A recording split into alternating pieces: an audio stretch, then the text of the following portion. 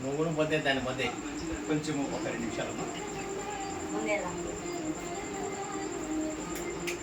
మాట్లాడితే మాట్లాడుకుంటుంది అదే సరే. ఏం పని చేస్తున్నావు? సామాన్ పని చేస్తాను.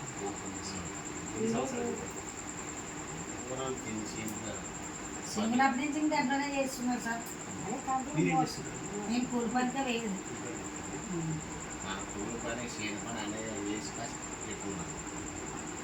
మరి మీ నాయనేమో అమల పని చేస్తున్నాడు, మేము కూలి పని చేస్తున్నాము. కొడుకు ఏం చేస్తున్నాం?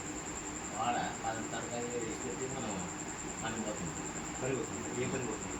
అది విషయంలో అవును. వేయలే కదా సార్ వాడు ముని. ఈ పాప కూడా సరే చదువు. ఇప్పుడు ఇంట్లో ఈ పాప ఎట్లా చదువుతుంది? ఎన్ని గంటలు వేస్తుంది? ఎన్ని గంటలు వేస్తుంది?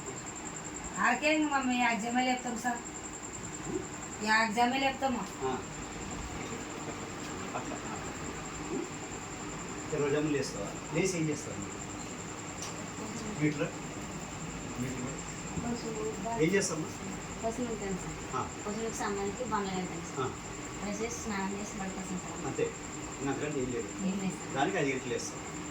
ఆ పని అంతా అయిపోయికి ఎంతసేపు పడుతుంది? అర్ధగంట పని. అర్ధగంట పనిని నువ్వు 8:30, 9 వరకు చేస్తున్నావు అంటే ఎంత టైం వేస్ట్ చేస్తున్నావు తెలిసి? ఆడపిల్లగా అవన్నీ పనులు అయితే చేయాల్సిందే. నేను చేయొద్దని చెప్పడం లేదు. ఏమి అవి చేస్తూ చదువుకోవాలి. ఏమి 4 నెలలు ఏదంటే 4 నెలలు టైం.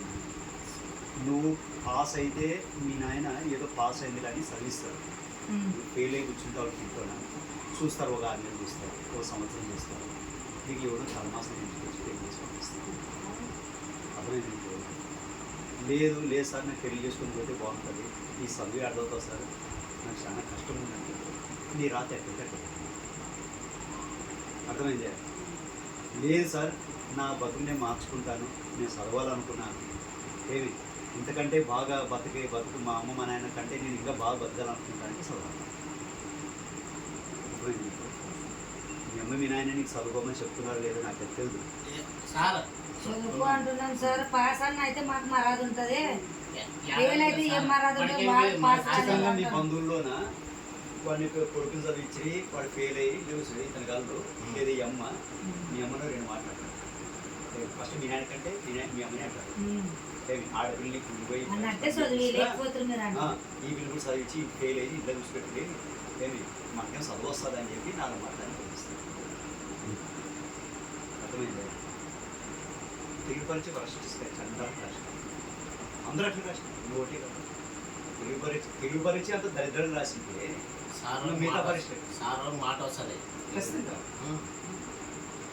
ఎందుకు ఇన్ని నీళ్ళు తిరుగుతున్నాను? నాకు మిగతా వాళ్ళకి పట్టలేదు, నాకెందుకు పట్టలేదు? ఒకసారి అర్థం చేసుకోండి. మీ ఇంట్లో పరిస్థితి ఎక్కడ ఉంది, నువ్వు ఎట్లా చదువుతున్నావు, ఎప్పుడు లేస్తున్నావు, ఏమేం పనులు చేస్తున్నావు? ఈ 4 నెలలు ఒక పని వచ్చి ఏదైనా తగ్గించండి చదువుకోవడానికి. బుక్ పట్టుకుంటే బుక్ పట్టలేకుంటే పని ఇంకెక్కువ చెప్పు. అసలు ఆయన బుక్ పట్టుకుంటే నన్ను ఏం చెప్పగానే చెప్పు. ముట్టమాట మా డబ్బులు పెట్టి కాసి లేకపోతే మామూలు ఖర్చు పెడతాను ఆయన కోసం. లేదు నువ్వు సాయంత్రం పూట వచ్చినావు కదా, సాయంత్రం పూట నుంచి ఏ పని చేసినావు? అంటే పొద్దున్న చేసే పని మధ్యాహ్నం సాయంత్రం కూడా చేసినావు కదా. 2 పూట్ల కసుగు కొట్టి సామాన్లు తోముకోవడం కంటే ఏదో ఒక పూట పెట్టుకోవాలి. పొద్దున్నంతా కలిపి సాయంత్రం తోమడమా, సాయంత్రం అన్ని కలిపి పొద్దున్న తోమడం. 2 పూటలు వద్దు, ఏదో ఒక పూట. అంటే నీకు టైం కలిసి వస్తుంది కదా. అప్పుడు అంటే సాయంత్రం పూట టైం ఎక్కువ ఉంటుంది కదా నీకు. ఎక్కడ ట్యూషన్ పోవు కదా, మరి అప్పుడు చదువుకోవచ్చు కదా. ఖాళీగా ఉన్నారు కదా సార్, ఖాళీగా ఉన్నారు చదువుకున్నా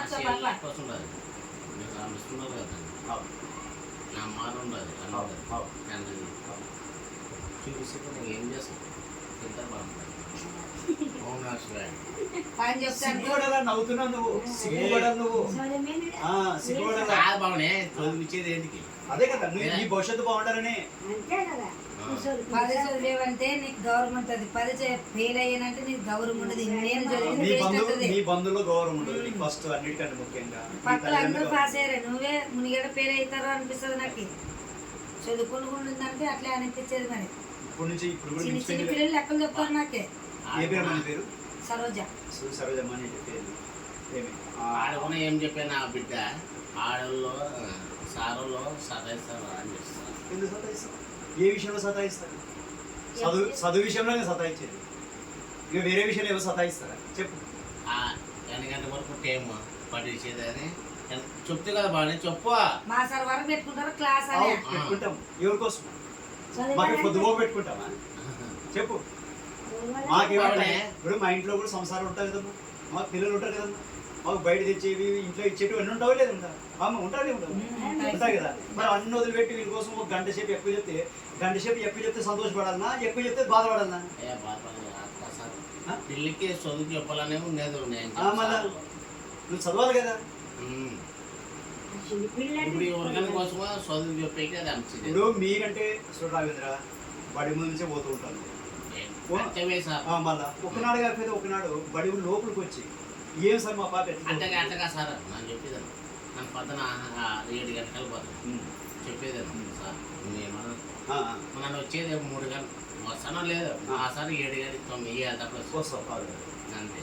ఎప్పుడైనా సంవత్సరంలోన ఒక్కరోజు కూడా నువ్వు మా బడి జరిగేటప్పుడు నువ్వు అట్లా పోవా? పోతాడు. ఒక్కసారి నువ్వు పోవా? ఒక్కసారి మా బడి వైపు చూడు. ఈ అప్ప తాతాడు కదా సార్, అందులో బల్లి ఎక్కువ సేమ్ పడ్డదని ఓ పరికి అవద్దు. మామూలు రోజు వచ్చి నువ్వు అంటే దాకా సార్ నేను ఏం చెప్తున్నాను. మామూలు ఉన్నప్పుడు బాగా ఇటు వేస్తున్నాను రాను. కానీ ఒకసారి రావాలా నీ కూడా చూడమ్మా సరోజమ్మ. ఒకసారి వచ్చి పిల్లలు చదువుతున్నారు అవుతున్నారు. మా పాట ఎంత వస్తుంది సార్? 7 మంది టీచర్ వాళ్ళు పోయేది. 7 మంది టీచర్లు పోయి మేడంగా మా పాట ఏమైనా వెనపడిందే, మీరు కొంచెం శ్రద్ధ తీసుకొస్తారు అని చెప్పాలా నువ్వు. నీ మొగునికైతే సరేలే, అతనికైతే పని ఉంది రాలేకూడదు నువ్వని చెప్పాలి కదమ్మా. పొద్దునే 7 గంటలకు పోతాం సార్ మా అమ్మ. ఇంటికాడ ఉన్నప్పుడు పానం బాగా లేకున్నప్పుడు ఇంటికాడ ఉంటావు, పండగ ఉన్నప్పుడు ఇంటికాడ ఉంటావు. అట్లా వచ్చినప్పుడు అట్లా చెప్పాలా. అది నేను చెప్పింది. మీ బాధ్యత. ఇప్పుడు నేను ఇంటికి రావడానికి నాకు బాధ్యత తీసుకొని వచ్చినా లేదా?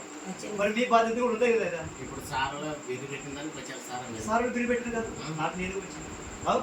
ఎవరో సార్లు చెప్పినారు నాకు. ఈ రోజు కాదు సార్, అప్పుడు వేరే సార్లు ఇప్పుడు మేము కొత్తగా వచ్చినా కదా, నేను కూడా పిల్లలు ఎట్లా చదువుతున్నా చూడాలి కదా. అది విషయం. ఇప్పుడు ఫోటో తీసి అట్లా ఫోటో తీయబట్టి చదువుకో. ఇది విషయం చూడు రాఘవేంద్ర. ఇంటికాడ వాళ్ళకి చదువుకోవడానికి కొంత టైం కేటాయించండి. ఏమా సరోజమ్మా? టైం కేటాయించు. నువ్వు కూడా దయ్యం, నువ్వు చదువు. ఏమి నువ్వు ఇంట్లో చిన్నదానికి పెద్దదానికి ఊరికి నవ్వుకుంటున్నట్టు పనులు పట్టదు. ఈ పిల్లలు చూడు రాఘవేంద్ర, బడిలో ఉన్నంత వరకు మాకు బడి బయటకు వచ్చిన నీకు బడి బయట నీ ఇంట్లో నీ పిల్లల మీద నీకు ఎంత ఉంటుందో బడిలో ఉన్నప్పుడు మాకు కూడా అంతే. అది నేను చెప్పేది. అవునా కదా? అది చదువు విషయంలో మీకు ఏం కావాలా సార్గా మా పాపకి ఇది ఇది ఇట్లా చెప్పాలి సార్, అట్లా చెప్పాలి చెప్పు. పళ్ళ ఉన్నప్పుడు మనము చెప్పేకి హక్కు ఉంటుంది. అది చెప్పేది నేను. ఇప్పుడు బయటకు వచ్చినా మనం చెప్పేకి ఇంకేం హక్కు ఉంటుంది? నాకు కూడా హక్కు ఉండదు. కాకపోతే అంటే బాధ్యత తీసుకొని వచ్చినాను ఇప్పుడు నేను. అర్థమైందా? ఆ సార్కే స్టాప్ చేయి.